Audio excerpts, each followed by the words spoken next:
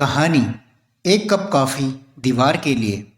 कहते हैं कि दाएं हाथ से किसी की मदद करो तो बाएं हाथ को पता नहीं चलना चाहिए। ये एक सिर्फ कहावत नहीं है। अगर इसी तरीके से सभी लोग जीवन जीने लगे तो समाज के पिछड़े लोगों को जीवन में खुश रहने का मौका मिलेगा। जापान के टोक्यो शहर के निकट एक कस्बा था जहाँ के लोग काफ़ी खुशहाल जीवन जी रहे थे। वो कस्बा अपनी खुशहाली के लिए अन्य कई कस्बों में प्रसिद्ध था। अन्य कस्बों के लोग उन्हें हमेशा खुश देखकर काफ़ी हैरान होते थे और उनके खुशहाली का कारण जानना चाहते थे। एक बार दूसरे कस्बे का एक व्यक्ति खुशहाल कस्बे की खुशहाली का कारण जानने के लिए सुबह सुबह वहां पहुंचा। कस्बे में प्रवेश करते ही उसे एक कॉफ़ी शॉप दिखाई दी।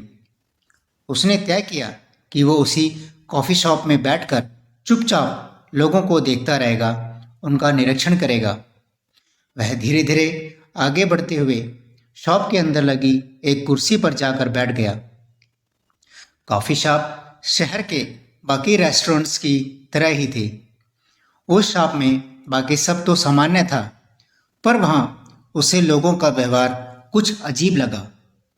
एक ग्राहक जो उस शॉप में आया, उसने 2 कॉफ़ी के पैसे देते हुए कहा, 2 कप कॉफ़ी, एक मेरे लिए और एक उस दीवार के लिए।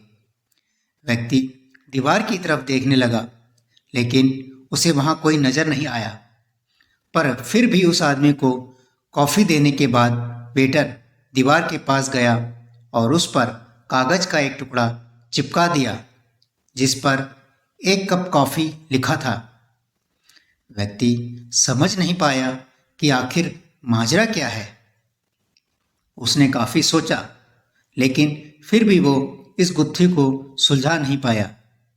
उसने सोचा कि कुछ देर और बैठता हूँ और समझने की कोशिश करता हूँ।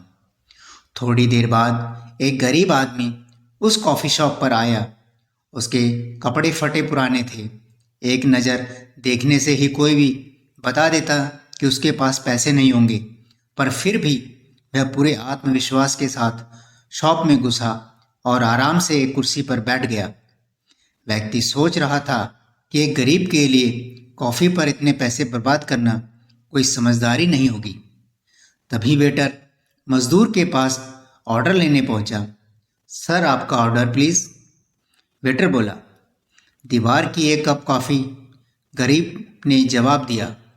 वेटर ने मजदूर से बिना पैसे लिए 1 कप कॉफ़ी दी और दीवार पर लगी ढेर सारे कागज़ के टुकड़ों में से 1 कप कॉफ़ी लिखा एक टुकड़ा निकालकर डस्टबिन में फेंक दिया।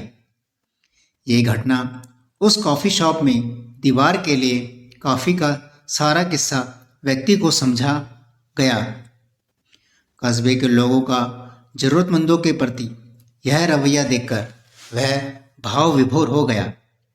उसे लगा, सचमुच लोगों ने मदद का कितना अच्छा तरीका निकाला है, जहाँ एक गरीब भी बिना अपना आत्मसम्मान कम किए एक अच्छी सी कॉफ़ी शॉप में खाने पीने का आनंद ले सकता है।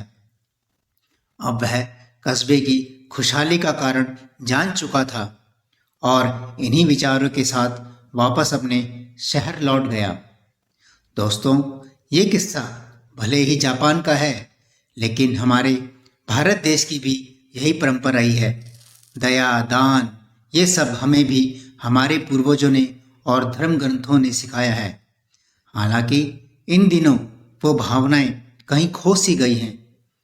अब अगर कोई किसी ज़रूरतमंद की मदद भी करता है तो उसके फ़ोटोज़ लेता है या वीडियोज़ बनाकर सोशल मीडिया पर उसका ज़ोर शोर से प्रचार करता है, जो बिल्कुल भी सही नहीं है। ओम नमो नारायण।